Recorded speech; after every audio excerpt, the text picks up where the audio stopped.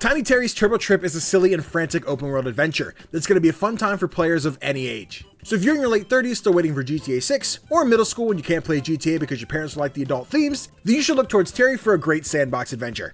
Hey there, I'm CGDannyB and you're watching my review of Tiny Terry's Turbo Trip on PC. Before we get started, huge shout out to Dead Good PR and Snekflat Games for providing me an early copy of the game so I could review it for you today. Also, if you have a minute, and you definitely do because you're watching this video, please leave me a like so I can continue to do this silly but fun indie game review thing that I'm doing. Plus, if you don't, I hear Terry's gonna steal your car and sell it to the neighbor kid for like 20 bucks, so don't get your car stolen, just like the video. Now, let's talk about Tiny Terry's Turbo Trip. While waiting in line at the job place, Terry's one and only goal is to get himself a car so that he can drive to the moon. Unfortunately, that's not as easy as Terry's simple little brain thinks that it is. But somehow you convince your brand new boss to go along with it and give you the keys to your brand new taxi, which, spoiler alert, will not be used as an actual taxi cab. As you're cruising around town, you'll come to realize the miscalculations in your plan.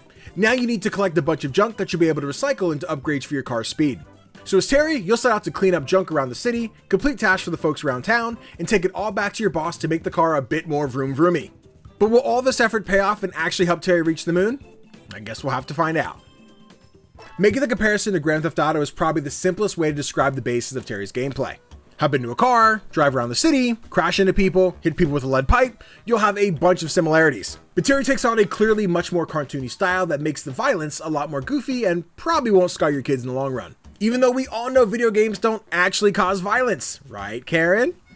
Anyway, the driving in Terry's Turbo Trip is pretty snappy and chaotic. The amount of times I was whipping around the highways, crashing into other commuters, and blowing them up in the middle of the streets had me cackling. Traffic!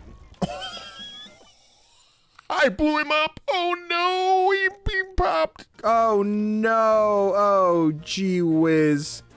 Oh good golly gosh. But sometimes the chaos in the streets wasn't even my fault. The liveliness of Sprinkle Water City is constantly ongoing, and from time to time you'll catch some wild interactions. Once you've officially received your taxi cab, you'll start to unlock parking spots around the city, which will initially start out as locations to simply spawn in your car, but later become fast travel points so you can get around Sprinkle Water a lot quicker.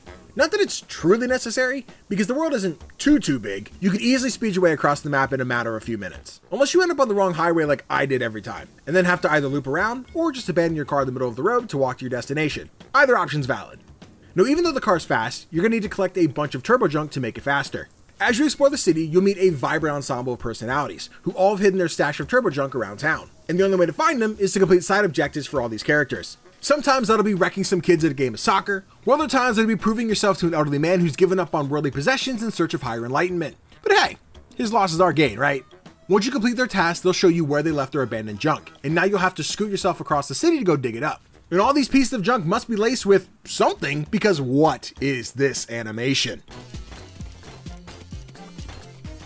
Now, each time you collect 150 pieces of junk, you can head back to your boss and upgrade your car so you get an increased boost meter. The more you upgrade it, the closer you'll get to maxing out your top speed, so you can go all fast and furious on this town. However, sometimes the junk's going to get a little bit scarce, so you're going to need to get some extra tools to help you find more junk. Around the city are a trio of shops that can all sell the same upgrades to Terry.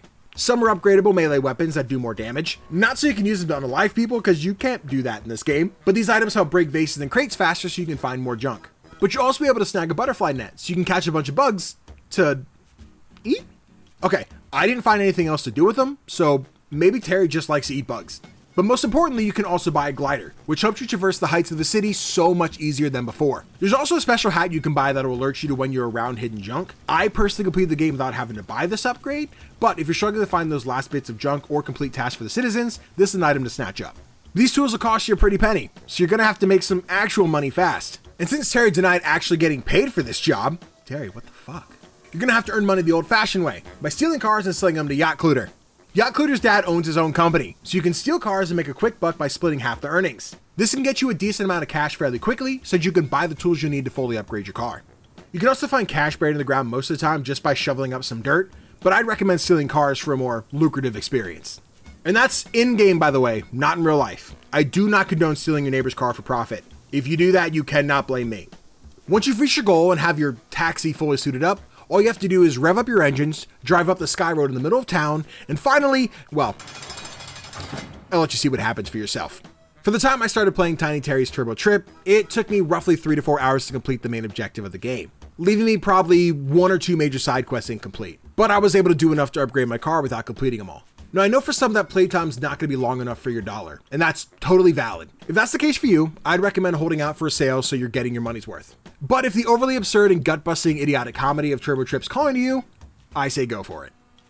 To round this video out, Tiny Terry's Turbo Trip is a blast. It's a purely fun and chaotic time. Just you driving around, doing missions, and laughing at the dumb stuff that happens around you.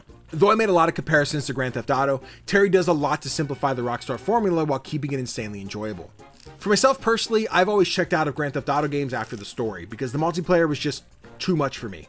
Like, look at all of these menus. Where the hell am I supposed to go? But the single player experience of Tiny Terry's Turbo Trip is one that I recommend that you don't miss out on. And hey, maybe if the game does well enough, we can expect co-op in a potential sequel. None of the crazy races that you see in the lower half of most TikToks these days, but maybe just some extra chaos to throw in there. So if you want to check out Tiny Terry's Turbo Trip for yourself, you can pick it up on Steam right now. Thank you guys so much for watching my review of Tiny Terry's Turbo Trip. Once again, huge shout out to Dead Good PR and Snekflat Games for providing me an early copy for this review. You guys are the real ones.